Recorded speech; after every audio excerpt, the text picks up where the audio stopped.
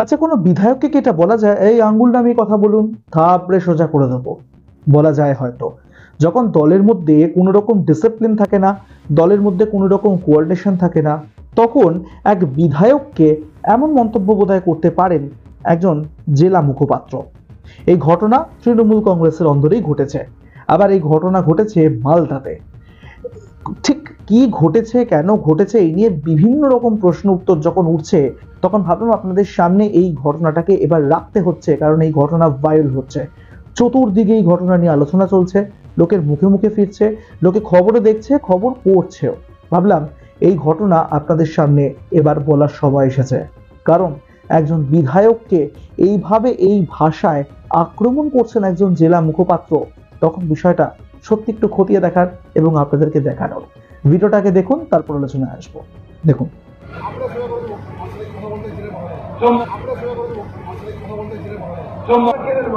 তখন মমতাজি বললেন,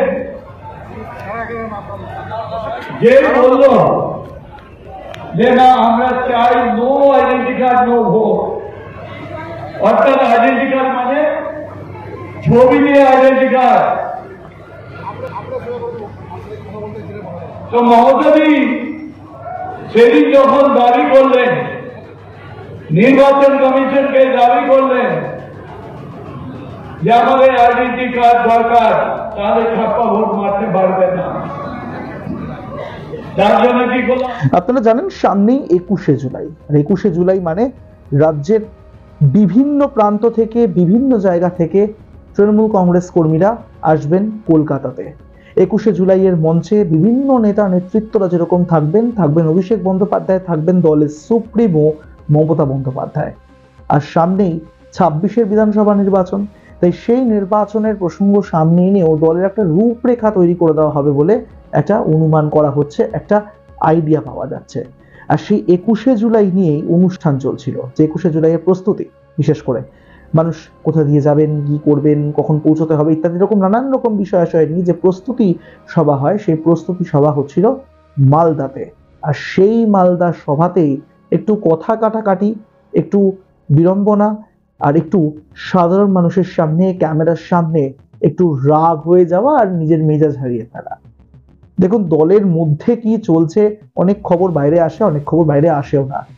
আর এটুকু বলা ভালো যে দলের মধ্যে কি চলছে, মানে একেবারে ভেতরের কিছু কিছু বিষয় বাইরে না আসাটাই বোধহয় ভালো।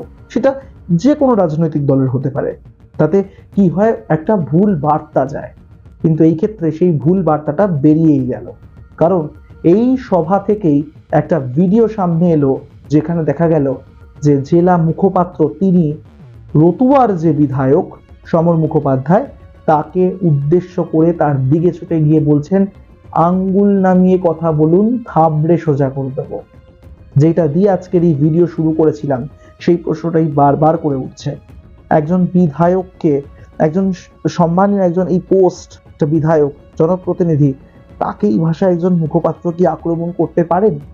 আবার করেছেন, পারেন বলছি কি, করে দেখিয়ে দিয়েছেন যে পারেন। দলের মধ্যে এই নিয়ে যথেষ্ট অস্বস্তি তৈরি হয়েছে, তবে এই নিয়ে বিশেষ কিছু মন্তব্য করতে চাননি বিধায়ক। শোনা যাচ্ছে, বিভিন্ন জায়গায় দেখছিলাম, তিনি বলেছেন যে তার নেত্রী মমতা বন্দ্যোপাধ্যায়, তার নেতা অভিষেক বন্দ্যোপাধ্যায়, কিন্তু এইটা দিয়ে কোনো রকম ভাবে জাস্টিফাই করা যায় না যে আপনি এর উত্তর ঠিক কি দিলেন। যদি এই বিষয়টা যখন আপনাদের সামনে বলছি, তখন এই বিষয় অনেক হাই লেভেল অবধি চলে গিয়েছে। এখন দেখার বিষয় যে আগামী দিনে এটা নিয়ে কোনো রকম পদক্ষেপ দল নেয় নাকি। শীর্ষ নেতা নেতৃত্বরা যারা রয়েছেন তাদের কানে তো নিশ্চয়ই গিয়েছে। আর যত নির্বাচন এগিয়ে আসছে, তত কিন্তু একটু একটু করে যেন সুযোগ চলে যাচ্ছে বিরোধীদের কাছে, এমনটা অনেকে বলছেন। কারণ যখন একটা দল সব থেকে বেশি শৃঙ্খলা আবদ্ধ হওয়া উচিত, সামনে নির্বাচন, ভুল ত্রুটিগুলোকে শুধরে নেওয়া দরকার, ঠিক সেই মুহূর্তে বিভিন্ন জায়গা থেকে বিভিন্ন রকম ভাবে এই দল নিজেকে যেন ভেঙে ফেলছে, এমনটাও কিন্তু অনেকে বলতে পারেন। নাহলে আজকের এই দৃশ্য সত্যি একটা, শুধু ভুল বলবো না, খুবই বড় একটা বাজে বার্তা নিশ্চয়ই দিচ্ছে সমাজের সামনে, যেখানে দলের মধ্যে যে কোনো ডিসিপ্লিন নেই, সেটাও কিন্তু কার্যত স্পষ্ট হয়ে যাচ্ছে কিছু কিছু মানুষের জন্য। আপনারা কি মনে করেন এই ভিডিও দেখে? কমেন্ট করে জানাবেন, কমেন্ট বক্স করে রাখছি আপনাদের জন্য। আমাদের ইউটিউব চ্যানেল এক ঝলকে মিডিয়া সাবস্ক্রাইব করতে ভুলবেন না।